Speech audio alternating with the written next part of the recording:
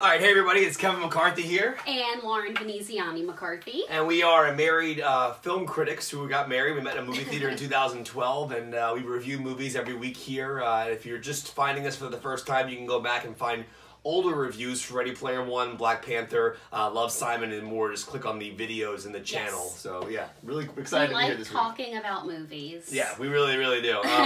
So we're going to do A Quiet Place this week, as well as a little film called Blockers. So we're going to get to both of those, and then obviously Infinity War is coming out in a couple weeks, so we'll definitely be posting a review of that for sure. So Quiet Place, this is the new John Krasinski directed film. I believe this is his third. Krasinski. Yeah, I think it's his third. It's his third because he did Hollers.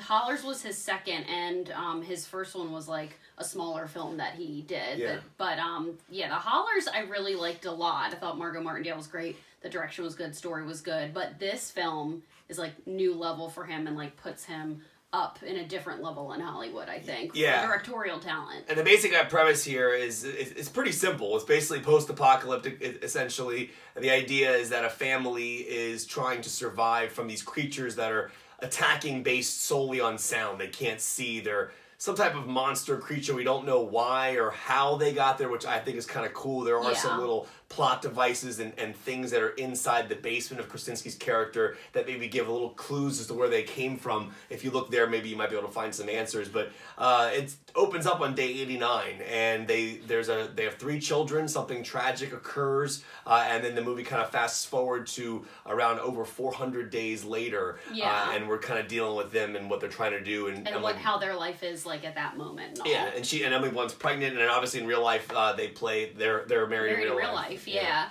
But what I liked about the film, and I will say, I actually saw a lot of trailers for this one because I saw a lot on TV, a lot during like movies and like in general when we would go and pay to see a movie, they showed this trailer a lot. So I had an idea about what the basic premise was, but I like that Krasinski and the writers chose not to tell too much about the backstory and basically just drop us into this world, and then we can kind of, like put the whole what is it? Like figure out put it together. They don't over-explain. They don't over-explain with exposition about what's happening, and like to me that's I always hate when a story or a filmmaker tries to over-explain things. Like there's nothing better, in my opinion, in filmmaking than subtlety. If you just drop us into the actual storyline and let us experience what's happening, we're confused with the characters. They probably don't know enough about what's happening either, where these monsters came from. Krasinski's character and Emily Blunt's character and the kids are all trying to figure it out for themselves as well, I'm assuming. So that's kind of how I felt as an audience member, is I was just kind of going along for the ride with them and kind of figuring things out as well. But the acting is great, especially from the actors who play their kids as well. And I really liked that this was a horror movie. It was emotional, it's romantic at times, it's heartbreaking. There's so many different things going on in this film that besides a quote-unquote horror film. I really liked all of the different elements in it. I thought John Krasinski and Emily Blunt obviously had amazing chemistry and worked really well together. And it did $50 million this weekend, which is insane. It cost like $17 million to make. Yeah. And I heard things that maybe, their Paramount Pictures is toying with the amount that maybe because it did so well, they're gonna open this up to more films in A Quiet Place universe. Yeah, which should be kind of cool, like maybe a prequel or something. Or other characters that are dealing with this, because in same thing. In the film you come across an older couple, but that's pretty much it for other characters. So obviously around the world, and obviously in the United States, there's probably other people who are going through this exactly same thing, so they could probably just jump in and out of different families. Cool thing is that Krasinski shot 35mm film, which it looked incredible. I just love the way that the film looked. It just looked cinematic and very much like a movie. It didn't look too clear or digital, which I loved. Shot really well. It was very gritty, and the score was great. The score reminded me a little bit of what Johan Johansson did with Sicario. A little bit, yeah. Yeah, it had like a very dark and very deep, bassy type of tone to it. The sound design in the film is brilliant. That's kind of where the movie really works, is the way that Krasinski uses sound design. One of the characters, the daughters, is deaf. And we kind of jump in and out of her perspective of sound, and that really kind of played mixed into really well. Yeah, it was really, really cool. Yeah, but I really liked the movie a lot. I know Kevin would probably agree with me. I mean, it's a 4 out of 5 for me. Really enjoyed it. I thought that for a horror film fan, I thought that maybe they foreshadowed a little bit too much of certain things. I don't even want to say what they are because, go into the movie and see what you think. And I've gotten a lot of tweets about this movie. We both have saying people are like loving it. It's amazing. I just think that they could have been a little more subtle and not foreshadowed as much. Just let the audience kind of figure it out on your own. Yeah, I mean, the inherent issue to me is that with the lack of dialogue, right. I read they were trying to explain something around 90 lines of dialogue. I guess that also includes the sign language as well, if I'm understanding that correctly. Probably. Is that through the lack of dialogue, you have to explain things via the camera, which is the best tool to talk to the audience because it's the most universal language that the audience has with the film. Is the way the camera is showing us certain shots.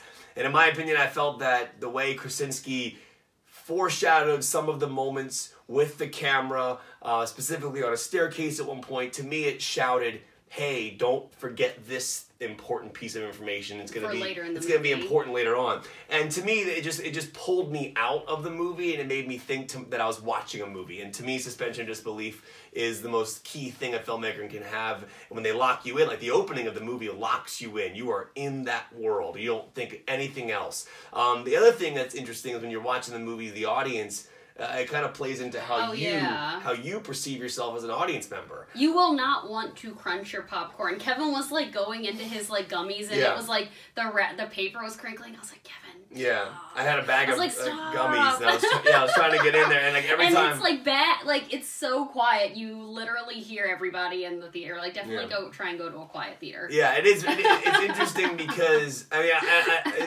basically as an audience member, you kind of like find yourself thinking differently about how you breathe, how you eat, how you talk in a movie. I hope you're not talking, but I gave it a 4 out of 5. My biggest issue again was some of the foreshadowing that shouted out that this was a movie versus kind of keeping it subtle. But the plot, as I mentioned at the beginning, was very subtle. I like that they didn't over-explain the what happened and how those monsters got there. So 4 out of 5 for that. Yes. And we forgot an important update that Oscar got a haircut. Yeah, our dog Oscar got a haircut.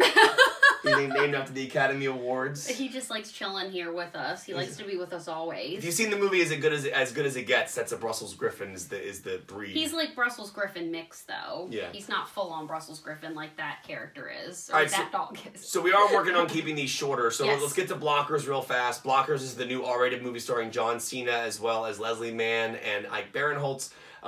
Take the plot. It's about these 3 parents, those actors that Kevin just mentioned, and they learn that their 3 teenage daughters who basically have made a sex pact. They learn this through accidentally seeing a text message chain of theirs, and their whole premise is they want to go and stop their daughters from having sex during their senior prom night, before they go off to college. So they want to stop their daughters from doing the sex pact, and it's kind of a fun twist, like the female storyline of this, kind of like American Pie. It was all guys. Here, I do like how they have a modern version where it's all female characters during this one, and I thought all of the actresses who played the teenagers were great. Leslie Mann and John Cena are so good. Ike Barinholtz is great as well, but John Cena is just a really fun actor. And Leslie Mann, like, there was a lot of great emotional scenes, especially with her and her daughter as well. And it's directed by Kay Cannon, who wrote the Pitch Perfect film. So, I mean, obviously there's some similarities with that female comedic aspects from Pitch Perfect to Blockers. I will say the trailers for this looked absolutely terrible, but the film is really fun. It's very fun because the acting's good. There's some great emotional dialogue between the parents and the kids as well. Like, all 3 of the parents have their moment with their daughter, which was really effective.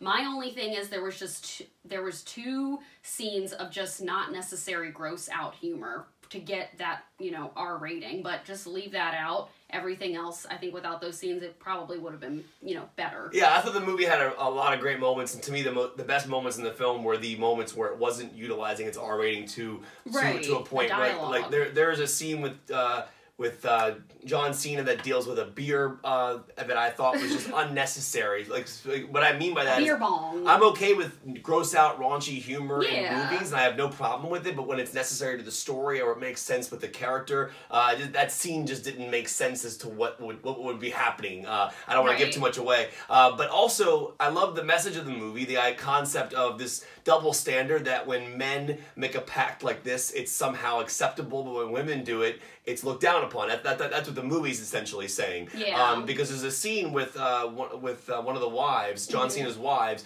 who basically says, "Why are you trying to stop your daughters from having their prom night? But if men were doing this, you'd be celebrating them." Is essentially what happened. Now that message comes across perfectly fine. I just don't understand why a character had to tell us that message they were forcing vocally. it in that scene. And I think it's a brilliant message. I think it's completely an interesting thing because people look at those elements differently, and I think the movie kind of brings that to light, and I think it's an important topic of discussion that people should be having. But I don't think that the scene where that's explicitly stated to the characters... We already knew as an audience what the premise was. We didn't need to be explained to about it. It just felt like they were trying to tell the audience what the message was, even though we already figured it out. To me, again, goes back to the whole idea of subtlety. So I gave the movie a 3.5 out of 5. I think it has some great moments. The best moments to me are the ones where it's not utilizing its R rating to a point. I think some of the most emotional scenes were like Baron Holt had a breakdown when they had talk with their kids and things like that. It's very, very well. That part is really well done. I gave it a 3.5 out of 5. I gave it a 3.5 out of 5 as well, and I promise one of these reviews we're going to be disagreeing on something, I'm sure. But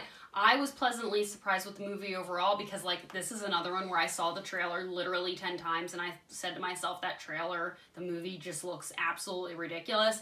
But the actors are great. Some of the emotional dialogue scenes are very effective and work well. And honestly, it's just like a fun comedy if you wanted to go out on like at on a Saturday afternoon and laugh. It's really fun. So 3.5 out of 5 for Blockers. All right, we're gonna wrap it up this week. We'll be back with our next video, which is gonna be Rampage as well as Truth or Dare, and then we're going to do Avengers: Infinity War. So make sure you stay tuned to all those. My Twitter is Kevin McCarthy TV. And DC Film Girl. And this is Oscar. And then you can follow, we're also on Instagram as well, and we post tons of pictures of Mr. Oscar on Instagram. Well, have a good day, guys. Bye.